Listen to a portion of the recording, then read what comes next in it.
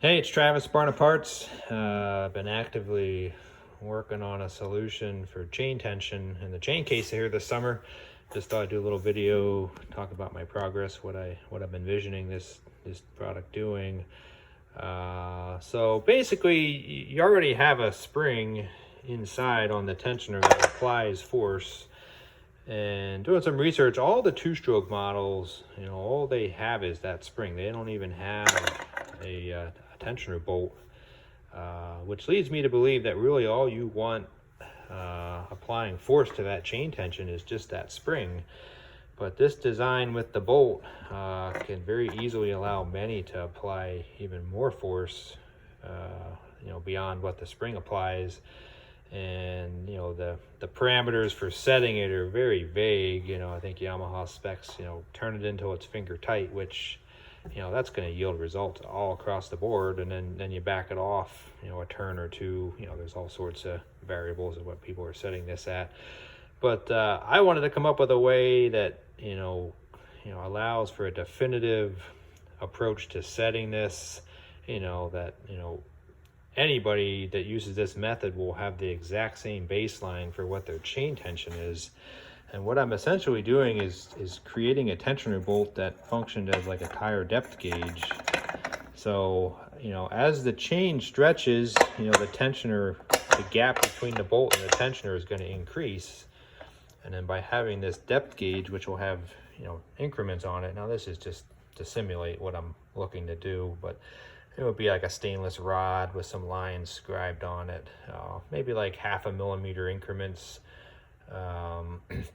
So when you go to check your chain tension, you slide the rod in, and basically the first line on the rod would indicate, that the tensioner is just touching the bolt. But being as I can slide this rod in beyond the first mark, that tells me that the chain has stretched. And then what I would suggest doing then is you basically just turn the bolt in, slide the rod in until it hits the tensioner, and then you just want to turn your tensioner bolt in until that first line is exposed, and then that tells you you've got your bolt right against the tensioner and there's no additional force being applied to the tensioner via the bolt threads. And I also find that this will be very beneficial, as your sled, as you put some miles on the sled, you'll be able to go in and measure, say you run 500 miles one weekend, you can go in and, install the rod, which the rod comes out, and then there'll be, a bolt with some sort of crush washer, either a copper washer or like a rubber crush washer that'll thread in to cap this off so you don't get any oil leakage out of there. But so basically you can remove the bolt, slide the depth rod in, and then you'll be able to measure, oh, I had 1 millimeter of gap that was essentially exposed, as the chain stretched.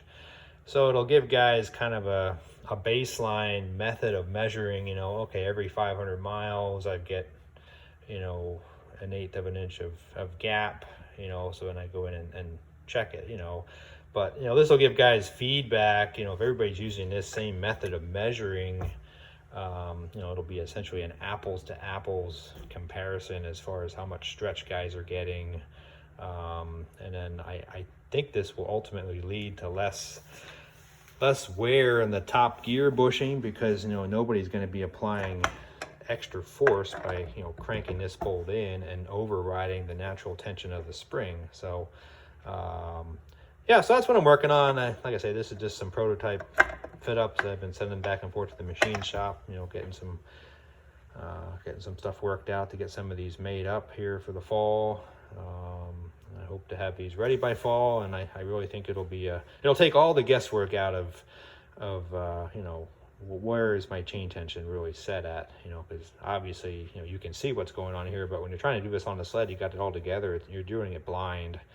And pretty excited about it. I think it'll be a very simple approach to setting the chain tension. Thanks for watching.